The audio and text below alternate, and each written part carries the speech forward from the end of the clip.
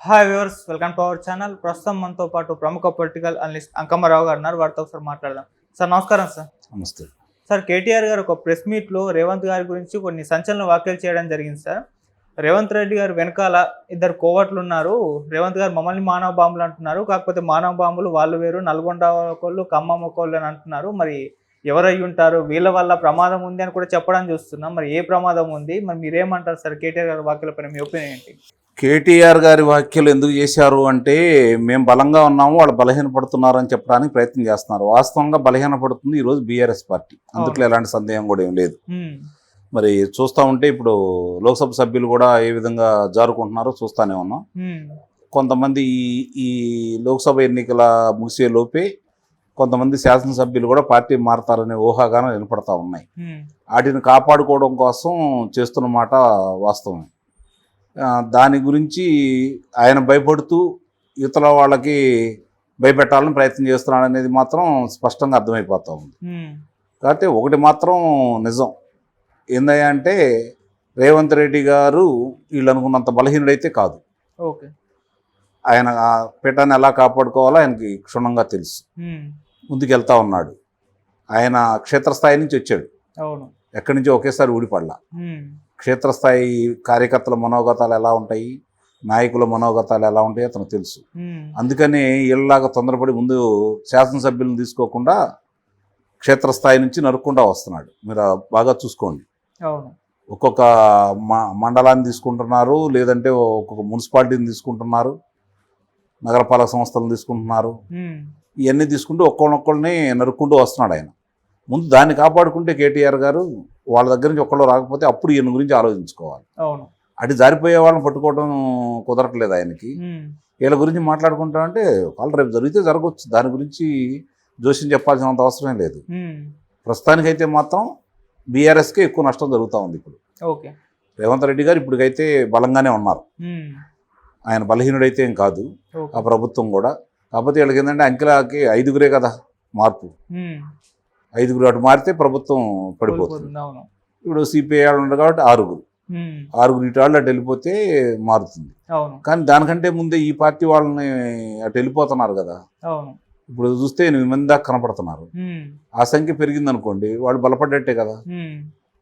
రేపొద్దున ఏదన్నా కేంద్రం అధికారంలో మళ్ళీ భారతీయ జనతా పార్టీ వస్తే, భారతీయ జనతా పార్టీ గతంలో చేసిన ఏదన్నా దృష్టిలో పెట్టుకుంటే, అప్పుడు ఏదన్నా ఇక్కడ ఉన్నటువంటి తెలంగాణ రాష్ట్రంలో ప్రభుత్వానికి ఏదైనా ఇబ్బంది అనేది మాత్రం కొట్టివేయలేవు. దాంట్లో కొట్టివేయలేవు. దాంట్లో ఎలాంటి సందేహం కూడా ఏం లేదు. ఎందుకంటే ప్రజాస్వామ్యబద్ధంగా జరగట్లేదు కాబట్టి, మనం స్పష్టంగా అర్థమైపోతా ఉంది కాబట్టి. బీహార్ కూడా రేపు జరగబోయే పరిస్థితి కూడా అది కూడా ఎక్కువ రోజులు కొనసాగుతుందని అయితే నేనైతే భావించట్లేదు. ఓకే సార్, మొన్న కూడా కేటీఆర్ గారికి ఇదే వాక్యం అన్నారు సార్. రేవంత్ రెడ్డి గారు బీజేపీలో చేరిన ఆశ్చర్యపోవడం అవసరం లేదు, ఆయన మరో ఏక్నాథ్ షిండే, హిమంత్ బిశ్వా లా మారిపోతారు అని కూడా అన్నారు. అంటే ఇప్పుడు వాళ్ళకి ఎలా ఉంది అంటే, భారతీయ జనతా పార్టీ కాంగ్రెస్ ఒకటే అని చెప్పాలని పాపం విశ్వ ప్రయత్నం చేస్తున్నారు. ప్రజలందరూ ఏమనుకుంటున్నారంటే భారతీయ జనతా పార్టీ బీఆర్ఎస్ ఒకటని చెప్పని భావించి ఇంటికి పంపించారు. అది వాళ్ళకి ఇంకా అర్థం కాకుండా ఇంకా అదే పందాలో వాళ్ళు వెళ్ళిపోతా ఉన్నారు. అర్థం కాదు, అంతకంటే వాళ్ళు ఏం చేయలేరు. కాదనలేని కనపడతా ఉన్నాయి కాబట్టి వాళ్ళు దాన్ని కప్పిపుచ్చుకోవడం కోసం చేస్తూ ఉన్నారు. ఇండియా కూటమి అనేది భారతీయ జనతా పార్టీతో పోరాడుతూనే ఉంది. ఇండియా కూటమి జాతీయ స్థాయిలో వాళ్ళు భారతీయ జనతా పార్టీతో పోరాడుతూ ఉన్నారు. ఇక్కడ వీళ్ళిద్దరు కలిసిపోయారు అంటే సహజంగానే ప్రధానమంత్రి గారిని ఎలా గౌరవించాలో, ముఖ్యమంత్రిగా ఆయన బాధ్యతలు ఏంటో ఆయనకు తెలుసు కాబట్టి అది సంపూర్ణంగా నెరవేర్చాడు. అంతే తప్ప ఇప్పుడు ఆ రోజు అధికారంలోకి వచ్చిన తర్వాత ఢిల్లీ పర్యటన సందర్భంగా కూడా ప్రధానమంత్రి గారిని కలిశారు, ఆర్థిక మంత్రి గారిని కలిశారు. అలాగే ఈయన అమిత్ షా గారిని కూడా కలవడం కూడా జరిగింది కదా. అంటే తన రాష్ట్రానికి ఏం కావాలి, ఇప్పటి వరకు రావాల్సినవి ఏముండయి, బకాయిలు ఏముండయి, ఆర్థికంగా బకాయిలు ఉన్నాయా, లేకపోతే వాళ్ళు ఇచ్చిన హామీల్లో ఏమన్నా మిగులు ఉన్నాయా, వాటిని సరిచేయమని, వాటికి త్వరగా పూర్తి చేయమని చెప్పుకున్నారు. వాళ్ళు రాష్ట్రానికి ఏం కావాలో వాళ్ళ ప్రయత్నం వాళ్ళు చేస్తున్నారు. కేంద్రంలో అధికారంలో వాళ్ళు ఉన్నారు కాబట్టి కేంద్ర సహకారం కావాలి కాబట్టి రాష్ట్రాల మనుగడల కోసం ఆయన తన వంతు ప్రయత్నం ఆయన చేస్తున్నాడు. ఒక ముఖ్యమంత్రిగా ఎలా ఉండాలో అలా చేస్తున్నాడు. రేపొద్దున ఎన్నికల బరిలో ఎలా ఉండాలో వాళ్ళ వ్యవహారాలు వాళ్ళు చేసుకుంటూ వెళ్ళిపోతున్నారు. కాబట్టి రేవంత్ రెడ్డి గారు నిన్ననే చెప్పినట్టు సంస్థాగతంగా ఎంత బలోపేతం కావాలో స్థానిక సంస్థల్లో బలోపేతం అయితే తప్ప పునర్నిర్మాణం కాంగ్రెస్ పార్టీ ఈరోజు అధికారంలో వచ్చింది, దాన్ని 10 సంవత్సరాల్లో ఆయన కొనసాగిద్దని భావిస్తున్నాడు. కాబట్టి ఈ 10 సంవత్సరాలు బలంగా ఉండాలంటే ఏం చేయాలో అవన్నీ చేసుకుంటూ వస్తున్నాడు. ఓకే.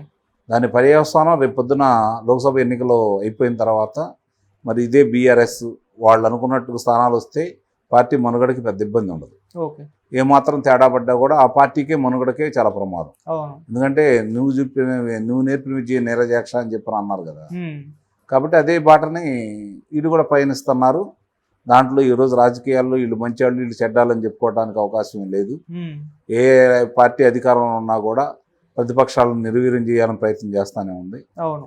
వీళ్ళు అన్నీ ఏం చూసుకుంటున్నారంటే వాపును చూసి బలం అనుకుంటున్నారు చాలామంది. ఆ తర్వాతే ఎదురుగే పరిణామాలు చాలా బలవంతులు అనుకున్న వాళ్ళు ఎలా బలహీనలు అయిపోయి అధికారాన్ని కోల్పోయే చూస్తూనే ఉన్నాం. అయినా సరే గుణపాఠాలు నేర్చుకోకుండా ఇప్పుడున్న రాజకీయ పార్టీలు గెలిచిందే తడువుగా ప్రతిపక్షాలను బలహీనపరిచి తను బలపడాలని కోరుకుంటూ వాళ్ళలోంచి శాసనసభ్యులను కావచ్చు లోక్సభ్యులను కావచ్చు తీసుకుంటే ఏం జరుగుతుందనేది తాత్కాలికంగా వాళ్ళకి ఉపయోగం జరగవచ్చు తప్ప ప్రజల్లో ఎంత వ్యతిరేకత వస్తుందో వాళ్ళకి అర్థం కావట్లేదు. కాబట్టి దీన్ని దృష్టిలో పెట్టుకొని ఏ పార్టీలైనా మనుగడ సాగిస్తే ప్రజాస్వామ్యానికి బాగుంటుంది, పార్టీలకు కూడా బాగుంటుంది అనేది నా అభిప్రాయం. ఓకే సార్, కాంగ్రెస్ ప్రభుత్వం అధికారంలోకి వచ్చిన తర్వాత ఇది ఎక్కువ కాలం ఉండదు, పడిపోతుందని చెప్పేసి పోర్ట్రే చేసుకుంటూ వచ్చారు బీఆర్ఎస్ వాళ్ళు. అటు వాళ్ళు ఏం చెప్తున్నారు, బీఆర్ఎస్ కూడా ఉండదు, ఖాళీ అయిపోతుందని చెప్పుకుంటూ వస్తున్నారు. మరి ఇది ఏదో ఒకటి, ఇది రెంట్లలో ఏదో ఒకటి వచ్చే పార్లమెంట్ ఎలక్షన్స్ తర్వాత జరిగే అవకాశం ఉందండి? రెండూ జరగవచ్చు. రెండు జరగచ్చు, అనుమానం ఉంది దాంట్లో. రెండూ జరగవచ్చు.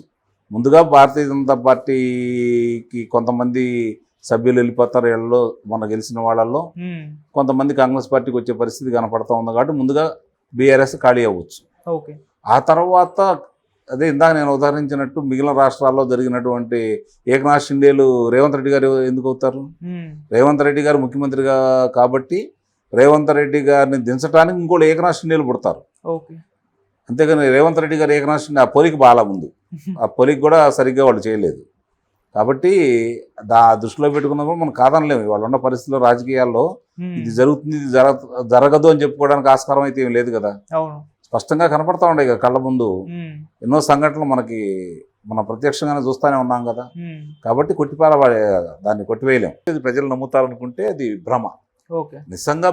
నిస్సందేహంగా కనుక ప్రజలు నమ్మారనుకోండి, రేపు పొద్దున మీకే అధికారం కట్టబెట్టారనుకోండి, మీరే నిజమని నమ్ముకోవాల్సిన పరిస్థితి వస్తుంది. అందుట్లో ఎలాంటి సందేహం కూడా ఏం లేదు. ఇప్పటికే సంకనాకపోయింది ఆంధ్ర రాష్ట్రం. రేపు పొద్దున ఏమైపోయిద్దో అని చెప్పని అందరూ ఆలోచించుకుంటున్నారు. వాళ్ళ పిల్లల భవిష్యత్తును ఆలోచించుకుని తల్లిదండ్రులు మీకు వ్యతిరేకంగా ఓటేస్తారు. తమ భవిష్యత్తు గురించి ఆలోచించుకొని విద్యార్థులు మీకు వ్యతిరేకంగా ఓటేస్తారు. తన దుస్థితిని తలుసుకొని దీనికి కారకుడైన వ్యక్తి ఇతను అని చెప్పని రైతులు ఆ రోజు మాకు ఇన్ని చెప్పారు, మద్యపాన నిషేధం అన్నాడు, తనే ఉంది. మద్యం మీద ఇంకొక 20 సంవత్సరాలు. Okay sir, thank you so much sir. Thank you.